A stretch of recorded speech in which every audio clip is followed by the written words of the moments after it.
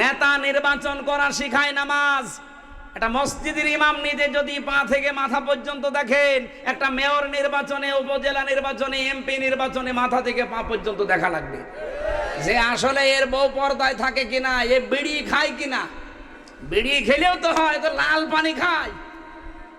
এরকম এমপি দাঁড়াবে না অনেকে। রাত 9টার পরে যে ঠিক মতো মাটিতে পা ফেলতে পারে না, রিকশা ছাড়া বাড়ি যেতে পারে না, বট গাছকে ধাক্কা দিয়ে বলে মিয়া ভাই আর কতক্ষণ দাঁড়াবো, এরকম নেতা সামনে আসবে না। আমি আপনাদেরকে আহ্বান জানাচ্ছি, যদি এই জেলায় 4 জন মানুষ এরকম আছে, এখানে 2 জন আছে আর 2 জন আসে নাই, এই 4 জনের চরিত্রের উপরে যদি চরিত্রবান কাউকে পান সেখানে ভোট দেবেন। আমি আপনাকে খান সাহেবকে ভোট দেওয়ার জন্য বলি না, রাহাত ভাইকে ভোট দিতে বলছি না। যদি এনাদের চাইতে সব দিকে যোগ্য, যিনি মসজিদে নামাজ পড়াতে পারে, সংসদে কথা বলতে পারে, সব জায়গায় যাদের পরিপূর্ণ যোগ্যতা আছে, যদি এনার চাইতে বেশি পান তাকে দেবেন। ইসলামী অর্থনীতি আপনি, হ্যাঁ উনি নামাজ পড়াতে পারে কিন্তু উনি যাকাত বোঝে না।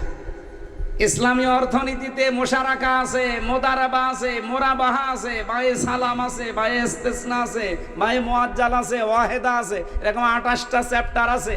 একটাও জানে না আল্লাহর ওলি, শুধু নামাজ পড়াতে পারে। তো সংসদে যে বাজেটে কি বলবে? অর্থনীতি জানা লাগবে না আপনাকে?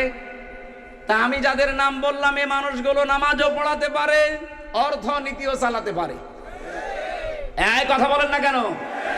এই লোকটা কামেল পাস, আর ওটা অনার্স মাস্টার্স করা, আর এমন এমন এমপি দাঁড়া, আমার মনে হয় কলম দিয়ে নাম লিখতে গেলে ভেঙে ফেলে কলম। কিয়ামতের দিন এই দুনিয়াতে যারা নামাজ পড়ে তারা এই লোকের সাথে হাসর করবে। এখন বলে নামাজ আর পড়বো না, কোন নামাজি তারা? আল্লাযীনা হুম আন সালাতিহিম সাহুন, ওই নামাজিগুলোর জন্য আফসোস, আক্ষেপ, ধ্বংস, সর্বনাশ। ওরা ওয়াইলে যাবে যারা তাদের নামাজ এর ব্যাপারে উদাসীন। আল্লামা সাইয়্যিদ কুতুব রহমাতুল্লাহ আলাইহি লিখেছেন, এখানে আন না দিয়ে আল্লাহ যদি ফি দিত তাহলে আমাদের নামাজ নিয়ে সমস্যা হতো। আল্লাহ আন দিয়েছেন, আন মানে ব্যাপারে, আন মানে হতে, আন মানে সম্পর্কে, কিন্তু ফি মানে মধ্যে, ফি মানে ভেতরে। খেয়াল করে দেখেন তো, নামাজের ভেতরে যদি আল্লাহ বলতেন সাহুন, আমাদের অধিকাংশ মানুষের নামাজ হইতো না। কারণ সাহুন মানে চারটা বিষয়কে সাহুন বলে। যারা নামাজ পড়বে একায়েতে আছে তারা জান্নাতি, কিন্তু কোন নামাজ? যারা এই সাহুন বাদ দিয়ে নামাজ পড়বে। সাহুন কি? 1 নম্বরে যারা নামাজ পড়ে কিন্তু নামাজের ভেতরে তার মন নেই, এরকম মানুষ দেশে নেই? নামাজে দাঁড়িয়েছে ঠিক, কিন্তু কয়টা ফ্যান আছে গুইনে নেয়। এক কথা বলছে না কেন? আমি নিজে দেখেছি গোপালগঞ্জে বাস স্ট্যান্ডে একবার নামাজ আদায় করতে গিয়ে একটা ছেলে এই পেছনের পকেটে মোবাইল রেখেছে। নামাজ চলছে মাগরিবের, নামাজের ভেতরে উনি মোবাইল বের করে বলছে, হ্যালো আমি নামাজে আছি, পরে কল দেন। নামাজ শেষ করে বললাম, ভাই আপনি তো নতুন নিয়ত মেদ কিছুই করলেন না, ওইভাবে হুজুর কল আসলে করবো কি? নামাজের ভেতরে খুশু আছে। এই জন্য আমরা যদি সত্যি জাহান্নাম থেকে বাঁচতে চাই, নামাজ পড়লেও জাহান্নামে যাবে যদি সাহুন থাকে। এই জন্য নামাজের ভেতরে খুশু লাগবে, মন থাকা লাগবে। 2 নম্বরে নামাজে যেটা পড়েন ওইটা বোঝা লাগবে। আর আমার যতটুকু বাস্তবতায় জ্ঞান, আমি দেখলাম এদেশের 100 জনের 95 জন বোঝে না নামাজে কি পড়ে। বলেন এই শিক্ষাটা আপনি পাবেন কোথায়? এখন তো এই বুড়ো বয়সে আর ভার্সিটি যাওয়া সম্ভব না। এই বাংলাদেশে একটা বিশ্ববিদ্যালয় আছে, সেটা জামাত ইসলামী বাংলাদেশ। ভার্সিটি না পড়েও আপনাকে বিশ্ববিদ্যালয়ের ছাত্র বানিয়ে দেবে। 6 মাস মাত্র রিপোর্টটা রেখে একটু পূরণ করে দেখেন, আপনার জীবন আগের চাইতে 100 গুণ পরিবর্তন হবে। আমি গ্যারান্টি দিলাম, যদি না হয় রিপোর্ট ছিঁড়ে ফেলবেন, কিন্তু সঠিকভাবে পূরণ করা লাগবে। আপনি মিথ্যা কথা লিখবেন আর পরিবর্তনের আশা করবেন, জীবনে হবে না। যা আছে 9টা পয়েন্ট পঙ্খানো আদায় করে দেখেন, 6 মাস মাত্র, আমার মনে হয় আপনি আল্লাহর ওলি হয়ে যাবেন। কারণ নামাজ আপনি এমনি পড়েন না, জামাতে পড়েন, তাও আপনাকে লেখা লাগবে। আবার ওইটা 1 মাস পরে দেখানো লাগবে যে ভাই এই দেখেন আমার নামাজের অবস্থা। যদি দেখে যে জামাতে নামাজ আপনার কম আছে, ওই দিন আবার আপনার রিপোর্ট লিখে দেবে। ওইটা আবার যদি কেন্দ্রীয় দায়িত্বশীল দেখে আপনার রোকন হওয়া কিয়ামতের আগে শেষ। কত কঠিন! আমি খালি এতদিন নাম শুনতাম, বাস্তবে হতে গিয়ে দেখলাম এ ছাতা তো পার হওয়া অনেক কঠিন। আমার মতো একটা ছোট্ট মানুষ আমার 200টার উপরে প্রশ্ন করেছি, অনার্স মাস্টার্স করেছি আমি কোরআনের উপরে, আমি ফেকা নিয়ে কামেল পাস করেছি, এরপরও 200টা প্রশ্ন যদি আমারে করে, আমার মনে হয় খুব বেশি হলেও আমার ওই যত জবাব আছে 20টার মতো জবাব আমার রেডি ছিল, আর বাকিগুলো টানা না আমি পারি না। পারবো কি করে? মানে 100 ভাগ পর্দা থাকা লাগবে আপনার ব্যক্তিগত জীবনে, পারিবারিক জীবনে। এরকম আল্লাহর ওলি কয়জন আছে? এই জন্য সুন্দর করে আপনাকে আমি এই 9টা পয়েন্ট মাত্র 6 মাস পূরণ করার আহ্বান জানাচ্ছি। আপনাকে দল করার দরকার নেই, শুধু পূরণ করে দেখেন, আপনি বাধ্য হবেন ভালো হতে। আমি নিজে যেহেতু পেয়েছি আহ্বান জানালাম, করে দেখেন। আমার ভাইরা, সাহন আমাদের হয়ে যাচ্ছে এই কারণে কোরআন শরীফ আপনি পড়েন কয় আয়াত বুঝে পড়েন না আন্দাজে পড়েন, ওটা প্রথম পয়েন্টে লেখা লাগে। এই জন্য নামাজের ভেতরে আপনি যখনই পড়বেন তখন বুঝে ফেলবেন কি পড়ছি, তখন আপনি সাহন থেকে বেঁচে যাবেন। 3 নম্বরে, নামাজের ভেতরে যদি ইমাম সাহেব নিয়োগ করা হয়, আমরা দেখি এই বাংলাদেশে এই কসবাই গজালিয়া এই মসজিদের ইমাম নিতে হলে তার মাথা থেকে পা পর্যন্ত, পরিবার থেকে আত্মীয় পর্যন্ত দেখা হয়। অথচ এই আসনে যিনি এমপি দাঁড়াবে 4.5 লাখ থেকে 5 লাখ মানুষের দায়িত্ব তার মাথার উপরে দিতে যাচ্ছেন। ইমাম সাহেব দায়িত্ব পালন করবে 24 ঘন্টায় মাত্র 1 ঘন্টা, তাও 300-400 মানুষের। আর খান সাহেব, রাহাত সাহেব দায়িত্ব পালন করবে 5 লাখ মানুষের 24 ঘন্টা। আমার মনে হয় এনাদের চরিত্র ইমাম সাহেবের চাইতে 100 গুণ ভালো হওয়া লাগবে। নামাজের এই 3 নাম্বার শিক্ষা যদি এবার নিতে আপনি ভুল করেন না, আপনি সাহুনে যাবেন, অয়েল নামক দোজকে যাবেন আপনি নামাজ পড়েও। এই জন্য আশা করছি এই শিক্ষাটা নিতে এবার যেন আমাদের ভুল না হয়। নেতা নির্বাচন করা শিখায় নামাজ।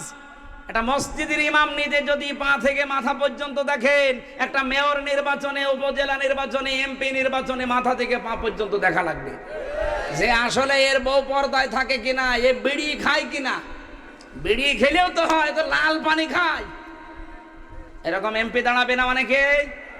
রাত 9টার পরে যে ঠিক মতো মাটিতে পা ফেলতে পারে না, রিকশা ছাড়া বাড়ি যেতে পারে না, বট গাছকে ধাক্কা দিয়ে বলে মিয়া ভাই আর কতক্ষণ দাঁড়াবো, এরকম নেতা সামনে আসবে না। আমি আপনাদেরকে আহ্বান জানাচ্ছি, যদি এই জেলায় 4 জন মানুষ এরকম আছে, এখানে 2 জন আছে আর 2 জন আসে নাই, এই 4 জনের চরিত্রের উপরে যদি চরিত্রবান কাউকে পান সেখানে ভোট দেবেন। আমি আপনাকে খান সাহেবকে ভোট দেওয়ার জন্য বলি না, রাহাত ভাইকে ভোট দিতে বলছি না। যদি এনাদের চাইতে সব দিকে যোগ্য, যিনি মসজিদে নামাজ পড়াতে পারে, সংসদে কথা বলতে পারে, সব জায়গায় যাদের পরিপূর্ণ যোগ্যতা আছে, যদি এনার চাইতে বেশি পান তাকে দেবেন। ইসলামী অর্থনীতি আপনি, হ্যাঁ উনি নামাজ পড়াতে পারে কিন্তু উনি যাকাত বোঝে না। ইসলামী অর্থনীতিতে মোশারাকা আছে, মোদারাবা আছে, মোরাবাহা আছে, বায়ে সালাম আছে, বায়ে ইস্তেসনা আছে, বায়ে মুআজ্জাল আছে, ওয়াহেদা আছে, এরকম 28টা চ্যাপ্টার আছে। একটাও জানে না আল্লাহর ওলি, শুধু নামাজ পড়াতে পারে। তো সংসদে যে বাজেটে কি বলবে? অর্থনীতি জানা লাগবে না আপনাকে? তা আমি যাদের নাম বললাম এই মানুষগুলো নামাজও পড়াতে পারে, অর্থনীতিও চালাতে পারে। এই কথা বলেন না কেন? এই লোকটা কামেল পাস আর ওটা অনার্স মাস্টার্স করা, আর এমন এমন এমপি দাঁড়ায় আমার মনে হয় কলম দিয়ে নাম লিখতে গেলে ভেঙে ফেলে কলম।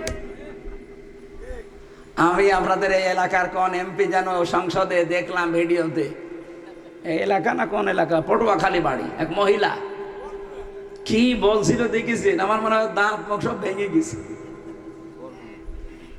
এজন্য নামাজের এই শিক্ষাটা যদি ভুল করেন না, নামাজ পড়েও কিন্তু জাহান্নামে যাওয়া লাগবে। 4 নম্বরে, নামাজে যদি ইমাম সাহেব ভুল করে, মুসল্লি যারা পেছনে থাকবে হয় আল্লাহু আকবার বলবে, নাই সুবহানাল্লাহ বলবে। 1 বার 2 বার 3 বার দেওয়ার পরেও যদি ইমাম সাহেব না শুধরায়, তাহলে ইমাম সাহেবকে বাদ দিয়ে নতুন ইমাম নিয়োগ করা লাগবে। নামাজ তো এটা শিখিয়ে দিয়ে গেল। ইমাম মানে শুধু মসজিদের ইমাম না, এই দেশের 1628 জন মানুষ এখন ইমাম। আগামী তো 300 এমপি আসবে, এরাও ইমাম। এরা যদি ভুল করে, জনগণের বিরুদ্ধে যায়, ইসলামের বিরুদ্ধে যায়, 1 বার 2 বার 3 বার ভুল ধরা লাগবে, লোকমা দেওয়া লাগবে। এরপরও যদি সংশোধন না হয়, ঘাড় ধাক্কা দিয়ে বের করে নতুন ইমাম নিয়োগ দেওয়া লাগবে। নামাজ শুধু, অন্য কিচ্ছু লাগবে না, শুধু যদি নামাজটা আমরা কমপ্লিট করতে পারি, এবারে ইসলাম সংসদে চলে যাবে ইনশাআল্লাহ। আমি আপনাদেরকে শুধু অয়েল নামক দোজকের ভয় দেখিয়ে শেষ করে দেইনি। সাহুন থেকে বাঁচতে চা, এই 4টা বিষয় যদি আপনি দুনিয়াতে এখন থেকে আমলে লেগে পড়তে পারেন, আল্লাযীনা হুম আন সালাতিহিম সাহুন, যারা তাদের নামাজের ব্যাপারে উদাসীন। এই উদাসীনের ব্যাখ্যা 4টা। নামাজের ভেতরে মন নেই, নামাজে যা পড়ে বসে না, নামাজে ইমাম সাহেব নিয়োগ করার নিয়ম জানে না, এবং নামাজে ইমাম সাহেব ভুল করলে লোকমাও দিতে পারে না। আল্লাহ আমাদেরকে এখান থেকে ব্যক্তি, পরিবার, সমাজ, রাষ্ট্রে এই সাহুনের ব্যাখ্যাটা 100 ভাগ কার্যকর করার তৌফিক দিন। 12টা 15 বাজে, এখন আর কথা বলা ঠিক হবে না। এখন তাহাজ্জুদের নামাজ 12টা 19 বাজে, কিছুক্ষণ আগেই তাহাজ্জুদের নামাজের সময় শুরু হয়ে গেছে। আর আগামীকাল আমার সকালে অনুষ্ঠান আছে কুষ্টিয়াতে। আল্লাহুম্মা আমিন। ও আমাদের সভাপতি হাফেজ সাহেব একটু সালাম দেবে আপনাদের, আপনার মোনাজাত করে বাড়ি যাবেন। একটু বসেন বসেন, একটু তাড়াতাড়ি। আসসালামু আলাইকুম ওয়া রাহমাতুল্লাহ। গভীর রাত পর্যন্ত আপনারা ধৈর্য সহকারে এই কোরআনের মহব্বতে, ওলামায়ে কিরামদের মহব্বতে আপনারা এখানে বসে আছেন, এর জন্য আপনাদের সকলকে ধন্যবাদ। আপনারা অনেকে শুনছেন যে শিকিরপাড়া জামে মসজিদের পক্ষ থেকে এই বিরাট ওয়াজ মাহফিল, কিন্তু আপনারা জানেন 2 দিন আগেও আমাদের পরিবেশ পরিস্থিতি আমাদের অনুকূলে ছিল না। আমাদের এখানে বিরাট ঝাঁকে ঝাঁকে বৃষ্টি হইতেছিল, ঝোড়ো হাওয়া বাতাস বইতেছিল, যার কারণে মুষ্টিমেয় কয়েকজন যুবক ছেলেরা, বিশেষ করে আন্তর্জাতিক খ্যাতিসম্পন্ন বক্তারের ব্যক্তিকে দাওয়াত দিছে। আমরা সবাই হিমশিম খেয়ে গিয়েছিলাম, আপনারাও অনেকে হিমশিম খেয়ে গিয়েছিলেন যে ওখানে কী করে সভা হবে। যাই হোক, শেষ পর্যন্ত তারা আমাদের বন্ধুমহল, সোনাকান্তর বন্ধুমহল যে প্রতিষ্ঠাতা জনাব মোহাম্মদ বুরহানুদ্দিন, তার সঙ্গে পরামর্শ করে একটা বিকল্প রাস্তা, বিকল্প ব্যবস্থা করেছে। সেটা হলো আমাদের এই বাজারের পাশে, ইউনিয়ন কাউন্সিলের পাশে এই ঐতিহ্যবাহী মাঠে বাজার কর্তৃপক্ষ, মাদ্রাসা কর্তৃপক্ষ, স্কুল কর্তৃপক্ষ তাদেরকে যে সমর্থন দিয়েছে এখানে সভা করার জন্য, এই জন্য বাজার কর্তৃপক্ষ এবং অন্যান্যদেরকে আমরা ধন্যবাদ দেই। আর বিশেষ করে আমাদের যে শিকিরপাড়া জামে মসজিদের পক্ষ থেকে যুব সমাজের উদ্যোগে যে এই সভাটা হলো, এদের জন্য বিশেষ করে আপনারা খাসভাবে দোয়া করবেন। আল্লাহ তাআলা যেন এদেরকে হায়াতে তৈয়বা দান করে, এদের হিম্মতকে বাড়াই দেয়। আল্লাহ তাআলা আমাদের সকলকে এরকম সভা, এরকম সেমিনার, এরকম ওয়াজ মাহফিল এদের উদ্যোগে হয়, আল্লাহ তাআলা তৌফিক দান করুন, আমিন। এদের সকলের জন্য আপনাদের কাছে আমরা বিশেষভাবে দোয়া চাই, আপনারা দোয়া করুন। আল্লাহুম্মা আমিন। লা হাওলা ওয়ালা কুওয়াতা ইল্লা বিল্লাহিল আলিয়্যিল আযীম। রব্বানা যালামনা আনফুসানা ওয়া ইল্লাম তাগফির লানা ওয়া তারহামনা লানাকুনান্না মিনাল খাসিরিন। আল্লাহ, রাত 12:30 বাজতে চলছে, এই গভীর রজনী পর্যন্ত তোমারে বান্দা বান্দিরা বসে আছে। আমাদেরকে অয়েল নামক দোজকে দিও না, সাহুন থেকে আমাদেরকে বাঁচাও। এমন নামাজি হওয়ার তৌফিক দাও যে নামাজ আমাদেরকে জান্নাতে পৌঁছিয়ে দেয়। রব্বুল আলামিন ইব্রাহিম নবীর মতো আমাদেরকেও সিদ্দিক বানিয়ে দাও। সত্যকে সত্য জানার পরে যেন আমরা ঘাড় না ঘোরাই। দ্বিধাহীন চিত্তে, প্রশ্ন ছাড়া, পৃথিবী যদি ছাড়া লাগে সব ছেড়ে সত্যকে মেনে চলার সুযোগ করে দাও। এ মাহফিলের আয়োজন করতে গিয়ে যে কষ্ট তারা পেয়েছে, বিশেষ করে যুবকেরা, যেখানে দেওয়ার কথা ছিল সে জায়গা পরিবর্তন করে বাজারে দিয়েছে। এ বাজার কমিটি সহ যারা সহযোগিতা করেছে, আল্লাহ সবাইকে অমরের মতো বানিয়ে দাও। সম্মানিত মা বোনদেরকে তুমি খাদিজাতুল কুবরার মতো বানাও। এদের পেটে যে সন্তানগুলো আছে, আল্লাহ এই সন্তানদেরকেও তুমি মানুষের মতো মানুষ বানাও। যে যুবকের জন্য দোয়া চাচ্ছে, এই স্বেচ্ছাসেবক, এই যুবকেরা যে কষ্ট স্বীকার করেছে, যে মায়ের পেটে তারাই এসেছে, আল্লাহ মায়ের পেট তুমি খাদিজার মতো বানিয়ে দাও। আমার কণ্ঠটা বসে গেছে, আল্লাহ কণ্ঠটা আগের মতো আবার ফিরিয়ে দাও। কোরআনের হক কথাগুলো সহজ সরল ভাষায় বলার তৌফিক আমারে ভিক্ষা দাও। বারাকাল্লাহু লানা ওয়া লাকুম ফিল কোরআনিল আযীম। সম্মানিত সভাপতি হাফেজে কোরআনকে কবুল করো। আল্লাহ, যত অতিথি এখানে এসেছে, অধ্যক্ষ মাওলানা খান সাহেব সহ রাহাত ভাই সহ যত আলেম এখানে এসেছে, আলেমদেরকে আলেম হিসাবে মঞ্জুর করো। এ বাজারে যারা ব্যবসা বাণিজ্য করে তাদের ব্যবসায় বরকত দান করো। আগামীর দেশটা তুমি দয়া করে কোরআনের হাতে তুলে দাও। আমরা চর্ম চেখে দেখতে চাই ৫৬,০০০ বর্গ মাইল কোরআন দিয়ে চলছে। আল্লাহ রাব্বুল আলামিন পৃথিবীর নিকৃষ্ট জাতি ইহুদিদের এই ফিলিস্তিনের মুসলমানদের উপরে যে অত্যাচার চালিয়েছে, এখন ইরানের বিরুদ্ধে তারা যে ষড়যন্ত্রমূলক দখলদারিত্ব করছে, পৃথিবীর এই নিকৃষ্ট জাতি ইহুদিদেরকে, ইসরায়েলকে মানচিত্র থেকে তুমি গায়েব করে দাও। ইরানকে তুমি সাহায্য করো আল্লাহ, মুসলমানদের জন্য হামে ও নাসির হয়ে যাও। জীবনের শেষ কথা তুমি এইটা বলার সুযোগ করে দিও, লা ইলাহা ইল্লাল্লাহু মুহাম্মাদুর রাসূলুল্লাহ।